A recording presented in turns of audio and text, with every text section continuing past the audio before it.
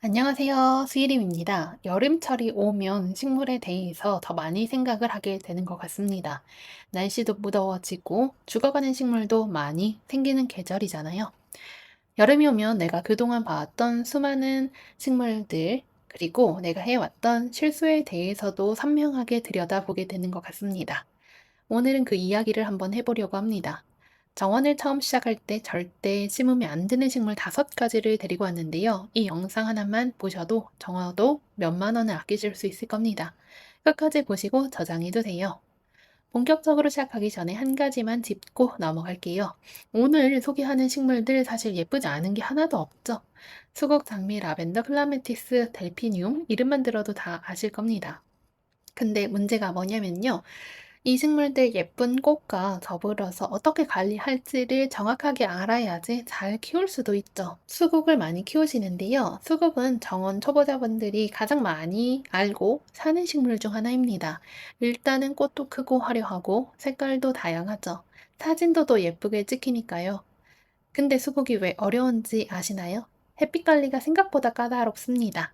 수국은 완전 양지보다 반그늘을 선호해요. 근데 처음에 이걸 모르고 가장 햇빛 잘 드는 곳에 식재를 해두시면 한여름에 잎이 타고 꽃이 축 처질 수 있죠. 두 번째는 물 타이밍입니다. 수국은 물을 굉장히 좋아하기 때문에 물을 많이 요구하는 식물인데 그렇다고 해서 가습한 환경을 선호하지는 않아요. 흙이 마르면 바로 축 처지고 그렇다고 항상 젖어 있으면 뿌리가 썩습니다. 이 타이밍 잡기가 초보자분들에게는 어려울 수 있다고 생각해요. 셋째, 꽃피는 시기 관리입니다. 수국은 묵은 가지에서 꽃이 피는데 봄에 아무 생각 없이 가지치기를 해버리시는 경우가 있더라고요. 그러면 그 해 꽃을 못 보고 왜 내 수국은 깻잎일까 생각 많이 하시더라고요. 이걸 모르시면 매년 봄에 가지치기를 열심히 하시고 꽃을 못 보시는 분들이 정말 많습니다.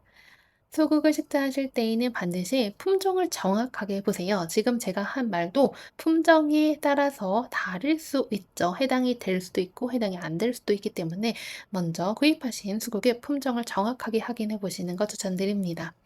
심는 위치도 반그늘로 한번 잡아보시는 게 처음 수국을 키울 때 중요합니다. 그리고 가지치기는 꽃이 진 후, 그 직후에 하는 걸 추천드립니다. 두 번째는 장미입니다. 장미는 꽃의 여왕이라는 이름이 괜히 붙은 게 아니죠. 키우기도 여왕처럼 사실 까다로울 수 있습니다. 처음 장미를 심으시는 분들이 가장 많이 하는 착각이 우리나라에서 어디서나 잘 크겠지 되겠죠. 근데 장미는 병충해가 많은 식물에 속합니다. 진딧물, 흑성병, 응애, 흰가루병, 봄부터 가을까지 거의 매달 뭔가가 생깁니다. 약을 안 치면 어떻게 될까요? 잎이 다 떨어지고 가지만 남아요. 또 전정시기를 놓치면 꽃이 자잘자잘해지고 수영이 엉망이 되죠. 장미를 이제 처음 키우게 된다면 병충해 방제 일정을 달력에 미리 한번 써두시는 것도 추천드립니다. 그게 없으면 매년 돈만 버리게 되죠. 다만 블록장미나 일부 슈라브 품종처럼 병충해에 강하게 개량된 품종이 있습니다. 처음 장미를 시작하시는 분들에게는 이러한 장미를 추천드리죠. 세 번째는 라벤더 되겠습니다. 라벤더는 진짜 많은 분들이 실패를 하죠. 이유가 뭐냐면 라벤더의 고향은 지중해입니다. 여름이 덥고 건조한 곳이죠. 근데 우리나라의 여름은 덥고 습합니다. 장마도 있고 습도도 엄청 높죠. 그 환경에서 라벤더는 뿌리부터 녹을 수 있어요. 물 빠짐이 완벽하지 않으면 장마 한 번에 끝이 날 수 있습니다. 죽은 라벤더를 살리는 방법은 사실 없는 건 아니죠. 배수가 아주 잘 되는 흙, 화분에서 재배, 장마철에 차광망을 설치해주자. 이 세 가지를 다 갖춰주면 되겠습니다. 근데 이거를 저도 처음에는 잘 몰랐어요. 처음부터 아시는 게 사실 신기할 정도죠.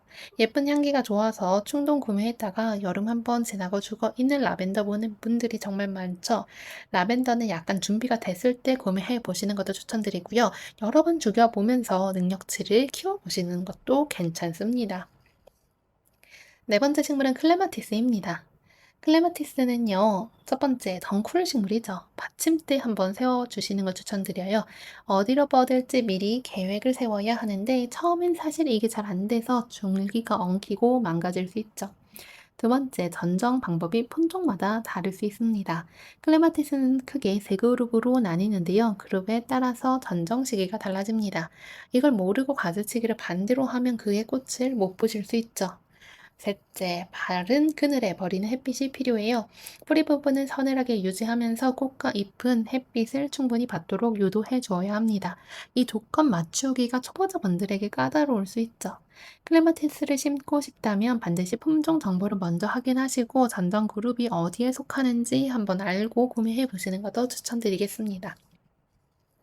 다섯 번째는 델피늄인데요. 루피너스도 비슷한 케이스입니다. 이 식물들은 유럽 정원 사진에서 정말 자주 보이는 식물이죠. 키가 크고 색이 선명하고 꽃도 정말 예쁘죠. 근데 유럽 기후랑 우리나라 기후가 다를 수 있죠. 델피늄, 루피너스, 서늘하고 건조한 여름을 좋아합니다. 우리나라 여름을 힘들어할 수 있죠. 봄이 예쁘게 피었다가 여름에 한 번에 다 사라지는 걸 보면 진짜 속상하실 수 있죠. 그래서 저는 요 식물들을 사실상 1년초라 생각하고 키웁니다. 그리고 예쁜 꽃을 보고 '이 정도 했으면 너도 너의 역할을 다 했구나.' 하고 훌훌 놓아주기도 합니다. '다년생인지 왜 죽지?' 하고 당황하시는 분이 많은데요. 이런 친구들은 1년초처럼 관리하면서 키우시거나 씨를 받아서 번식시켜 주시는 게 더 좋습니다. 여름을 못 버틴다 인정하고 봄 시즌 한정으로 즐기는 것도 좋죠. 오늘 소개한 식물 5가지 보여드렸죠. 저는 이 식물들이 나쁘다고 말씀을 드리는 게 아니라 사실 처음에 구입하시고 '왜 죽지?' 하시는 의문을 가지고 있는 분들을 위해서 초보자분들은 진입 장벽이 높을 수 있다라고 설명을 드렸습니다. 준비가 됐을 때 그 식물에 대해 충분히 알고 나서 사는 것과 예쁜 사진 보고 충동 구매하는 것은 결과가 완전히 달라질 수 있죠. 이 식물들 영상이 도움이 됐다면 수이림 채널 팔로우 해주시면 매주 식물에 대해서 이야기 함께 나누실 수 있습니다. 구독과 좋아요는 저에게 큰 힘이 됩니다. 다음 영상에서 봬요. 감사합니다.